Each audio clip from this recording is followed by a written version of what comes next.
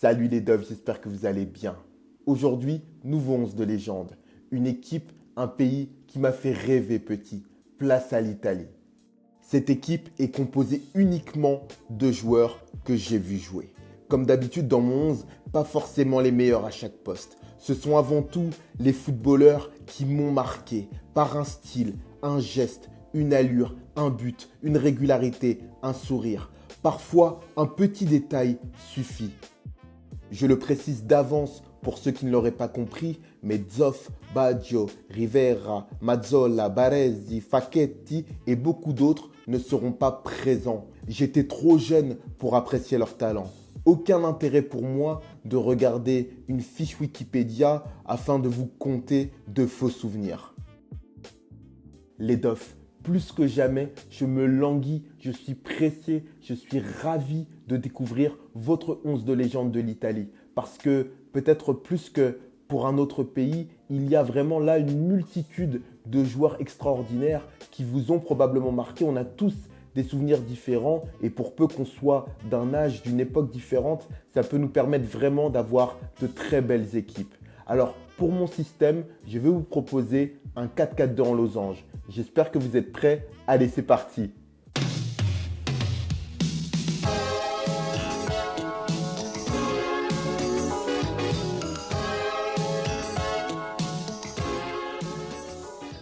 Dans les buts, Gigi Buffon. J'ai envie de dire évidemment, et pourtant, j'ai hésité avec Peruzzi, qui est peut-être le premier gardien italien qui m'a marqué dans ma vie. Mais je vais quand même mettre Buffon pour sa longévité, pour son charisme, pour sa carrière, bien que je le trouve parfois un peu aseptisé, un peu trop lisse le Gigi Buffon et un peu trop dans cette peau d'homme parfait. Mais je ne vais pas faire la fine bouche, ça me fait plaisir, je suis très heureux de voir un gentleman sur le terrain.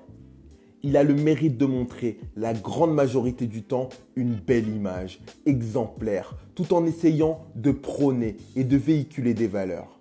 Buffon n'hésite pas à dire haut et fort que le Camerounais Thomas Nkono est son idole, au point qu'il a appelé son fils Thomas en son honneur. Qu'un Italien ait comme idole un gardien africain et qu'il le dévoile en place publique, c'est beau et ça pousse à l'ouverture d'esprit. Au poste d'arrière droit, Costa Curta. Pourquoi? Parce que c'est la classe. Mon premier défenseur central, Alessandro Nesta. Pourquoi? Parce que c'est la classe. Pour accompagner Alessandro Nesta, Paolo Maldini. Pourquoi? Parce que c'est la classe. Bon allez, je vais développer un peu plus. Mais honnêtement, si je dis que c'est la classe, c'est parce qu'il représentait le joueur italien dans toute sa splendeur. Des cheveux longs, des beaux gosses, élégants, arborant fièrement le maillot du Grand Milan. Des défenseurs solides, propres, défendant souvent debout et ne taclant qu'en dernier recours. Des footballeurs bons dans la relance, des hommes de caractère, charismatiques mais élégants. Posé, fair-play, fidèle, pudique, honorable. Quand j'étais petit et que je pensais défenseur, je voyais un Italien. Je pensais Costa Curta, Maldini ou Nesta. Des héros, des mythes, des joueurs qui ont élevé la fonction de défenseur à un véritable savoir-faire, à un art. Costa Curta, Nesta, Maldini, les années 90, l'âge d'or du Milan. Mon arrière-gauche n'a pas autant de classe, mais il a du style et de l'élégance. Ce joueur a été formé au Milan, mais il ne fait pas partie des sénateurs. Pour cause, il a eu une carrière assez bizarre, assez courte, éphémère. C'est Francesco Coco. Francesco Coco, le numéro 77, droitier placé à gauche. Une seule très belle saison en 2000-2001. Machine à centrer, des deux pieds, offensif, défensif, doué. Il aurait pu, il aurait dû faire partie des grands. Beaucoup évoquent un manque de sérieux pour expliquer sa non-confirmation au plus haut niveau. Devant la défense, mon premier meneur de jeu. Il était jugé trop lent pour jouer numéro 10 à l'Inter. Et Carlo Ancelotti, le coach du Milan, l'a replacé habilement devant la défense dans un poste de meneur de jeu reculé. Place à Andrea Pirlo. Pirlo, Seedorf, Pirlo, insiste il Milan. Quindi si è scoperta la difesa del Parma, subito Ronaldinho e Ibra hanno creato un'occasione, poi Pirlo, rete, un gol fantastico di Pirlo. Di solo da quella posizione può lanciare in mezzo l'attaccante. Pirlo, la tête levée, des petites foulées, des cheveux longs, une classe, un calme, un flegme naturel. Je crois ne l'avoir jamais vu sprinter ni s'énerver. Pirlo, des passes majestueuses, des ouvertures lumineuses, des coups francs somptueux. Je le croyais au sommet au Milan, mais il a franchi encore un cap à la Juve, installé sur un trône dans le 3-5-2 d'Antonio Conte.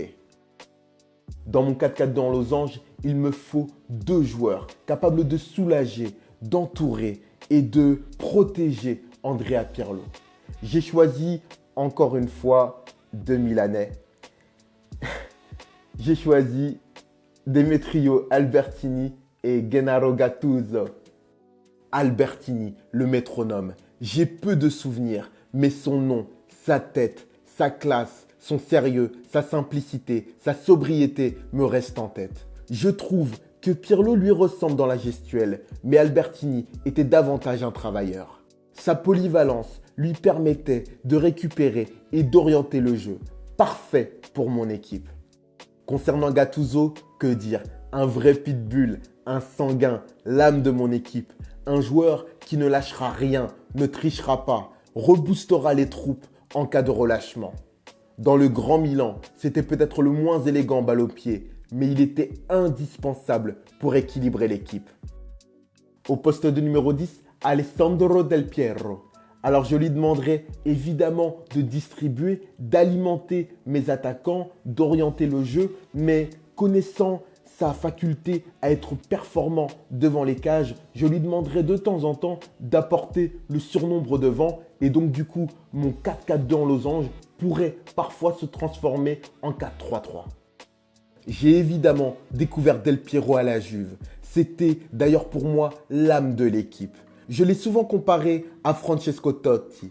Mais là où le Romain a souvent paru au-dessus du club, j'ai toujours vu Del Piero comme un humble serviteur de la vieille dame. Et enfin, si je ne dois retenir qu'un geste de Del Piero, c'est coup franc. Proponendo che andreva largo.